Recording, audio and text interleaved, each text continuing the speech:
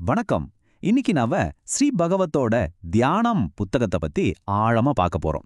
இது தியானம்னா என்ன, அமைதினா என்னன்னு நம்ம நினைச்சிட்டு இருக்கிறதையே மொத்தமா மாத்தி போடக்கூடிய ஒரு பார்வை. வாங்க இதுக்குள்ள போலாம்.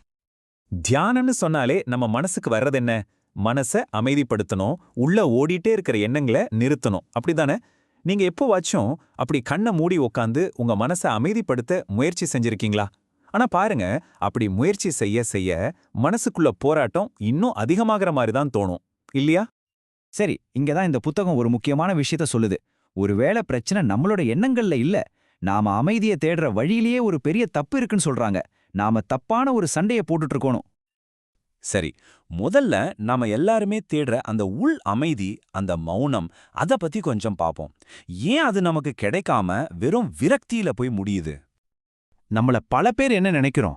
தியானம்னா எண்ணங்களை எல்லாம் நிறுத்தணும், நம்ம உணர்ச்சிகளை கண்ட்ரோல் பண்ணணும், மனசை சுத்தமா காலி பண்ணிடணும், அப்பதான் அந்த அமைதி கிடைக்கும்னு.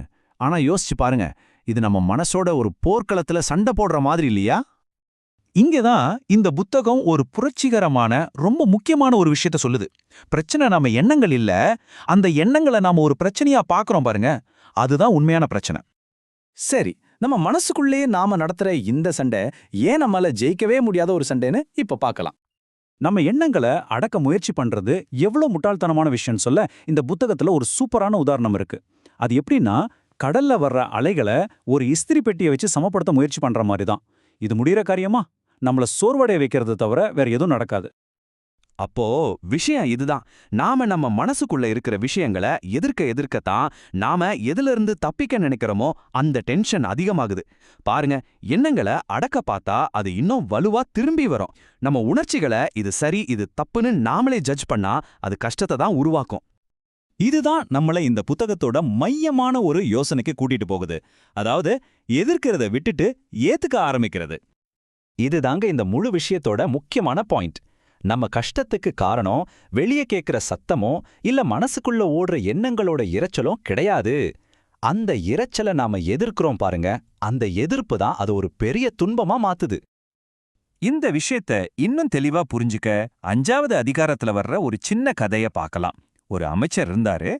அவருக்கு ஒரு பிரச்சனை. ராத்திரியில நாய்கள் குறைச்சிட்டே இருக்கறதால தன்னால தியானமே பண்ண முடியலன்னு ஒரு ஞானி கிட்ட போய் புகார் சொல்றாரு. அந்த ஞானி என்ன சொன்னா தெரியுமா? ரொம்ப ஆச்சரியமான ஒரு பதில். அவர் நாய்களை விரட்ட சொல்லல. அதுக்கு பதிலா, அந்த சத்தத்தோட சண்டை போடாதீங்க, அதை முழுசா ஏத்துக்கோங்க, அந்த நாய் குறைக்கிற சத்தத்தையே உங்க தியானத்தோட ஒரு பகுதியா ஆக்கிடுங்கன்னு சொன்னாரு. அந்த அமைச்சர் எப்போ அந்த சத்தத்தை எதிர்க்கிறத நிறுத்தினாரோ அப்போ ஒரு மேஜிக் நடந்துச்சு. அது வரைக்கும் தொந்தரவா இருந்த அந்த சத்தம் இப்போ ஒரு பின்னணி இசை மாதிரி மாறிடுச்சு. அவருக்கு அமைதி கிடைச்சது. இதிலிருந்து என்ன தெரியுது? அமைதிங்கிறது வெளியே இருக்கிற சூழ்நிலையை மாத்துறதுல இல்ல, நாம மனநிலையை மாத்துறதுல தான் இருக்கு. ஓகே, இந்த எதிர்க்காம ஏத்துக்கிற விஷயத்த நம்மளோட டெய்லி லைஃப்ல எப்படி பிராக்டிஸ் பண்றது? இந்த புத்தகத்துல சும்மா இருத்தல்னு ஒரு அற்புதமான விஷயத்த சொல்றாங்க. சும்மா இருக்கிறதுன்னா சோம்பேறியா இருக்கிறதுன்னு அர்த்தம் இல்ல. இதுக்கு அர்த்தம் தலையிடாம இருக்கிறது.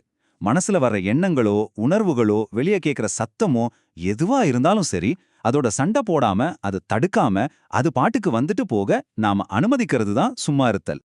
இதுக்கு அடுத்த ஸ்டெப் தான் சாட்சி நிலை. சாட்சியா இருக்கிறதுனா என்ன? ஒரு நாடகத்தை பார்க்குற ஆடியன்ஸ் மாதிரி நம்ம மனசுக்குள்ள நடக்கிற நாடகத்தை எந்த ஒரு ஜட்ஜ்மெண்ட்டும் இல்லாம, இது பிடிச்சிருக்கு இது பிடிக்கலன்னு எந்த வெறுப்பும் இல்லாம சும்மா கவனிக்கிறது. அப்போ சாட்சியா இருக்கிறதுனா என்ன? ரொம்ப சிம்பிள். உங்க எண்ணங்களை இது நல்லது இது கெட்டதுன்னு தீர்ப்பு சொல்லாம பார்க்கறது. உங்களுக்கு கோபம் வந்தா நான் கோபமா இருக்கேன்னு நினைக்காம, ஓ இப்ப கோபங்கிற ஒரு உணர்ச்சி எனக்குள்ள வருதுன்னு கவனிக்கிறது. ஒரு கண்ணாடி மாதிரி. அது முன்னாடி என்ன வருதோ அது அப்படியே காட்டும் இல்லையா? அந்த மாதிரி இருக்கிறது. இந்த மாதிரி எதிர்க்காம சும்மா கவனிக்கிற கலையில நாம பழக பழக நம்மளோட வாழ்க்கை அனுபவமே மொத்தமா மாற ஆரம்பிக்கும். வாங்க, இது நம்மள அடுத்ததா எங்க கூட்டிட்டு போகுதுன்னு பாப்போம். இந்த புத்தகத்துல வாழ்க்கைய ஒரு அழகான விஷயத்தோட ஒப்பிடுறாங்க. வாழ்வு என்னும் ஆறு. ஆமாம், நம்ம வாழ்க்கைங்கிறது எப்பவும் ஓடிக்கிட்டே இருக்கிற ஒரு பெரிய நதி மாதிரி. யோசிச்சு பாருங்க, அந்த நதியில நாம நீரோட்டத்துக்கு எதிரா நீந்த முயற்சி பண்ணா சீக்கிரமே சோர்ந்து போயிடுவோம். இல்ல, கரையில ஒரு மரக்கிளைய கெத்தியா புடிச்சுக்கிட்டா நம்ம பயணம் அங்கேயே நின்னுடும். ஆனா எப்ப நம்ம அந்த பிடிய விட்டுட்டு நதியோட போக்கோட நம்மையும் சேர்த்து ஒப்படைக்கிறோமோ, அப்போ வாழ்க்கை நம்மள எந்த சிரமமும் இல்லாம அழகா முன்னாடி கூட்டிட்டு போகும். இது நம்மள இந்த புத்தகத்துல சொல்ற கடைசி நிலைக்கு கொண்டு வருது. அதுதான் சரணாகதி. அந்த சரணடைதல்ல கிடைக்கிற ஒரு மிகப்பெரிய சுதந்திரம். இங்க சரணாகதினா தோத்து போறதுன்னு அர்த்தம் கிடையாது. இது பலவீனமும் இல்ல. இது ஒரு பெரிய ஞானம். அதாவது இந்த வாழ்வுங்கிற நதிக்கு எங்க போகணும்னு தெரியுங்கிற ஒரு ஆழமான நம்பிக்கையோட அந்த ஓட்டத்துக்கிட்ட நம்மள முழுசா ஒப்படைக்கிறது தான் சரணாகதி. இந்த நிலையில தான் எல்லாத்தையும் கண்ட்ரோல் பண்ணணும்னு நினைக்கிறது நாம விடும்போது ஒரு உண்மையான சுதந்திரம் பிறக்குது. இந்த வரிகள்ல சொல்ற மாதிரி நாம செய்யற பாவமோ புண்ணியமோ எதுவுமே நம்மளோட செயல் இல்ல. அது ஒரு தெய்வீக நாடகம். நாம நம்மளோட சுமைந்து நினைச்சு தூக்கிட்டு தெரிஞ்ச பாரம் உண்மையில நம்மளோடதே இல்ல. இந்த உணர்வு வரும்போதுதான் ஒரு மிகப்பெரிய அமைதி கிடைக்குது. சரி, இந்த உரையாடலோட இறுதியில உங்களுக்காக ஒரு கேள்வி. உங்க வாழ்க்கையில, உங்க மனசுல நீங்க எது கூட எல்லாம் போராடிட்டு இருக்கீங்க? ஒரு நிமிஷம் யோசிச்சு பாருங்க. ஒருவேளை நீங்க அந்த எதிர்ப்ப, அந்த போராட்டத்தை நிறுத்திட்டா எது உங்க வாழ்க்கையில சுதந்திரமா பாய ஆரம்பிக்கும்?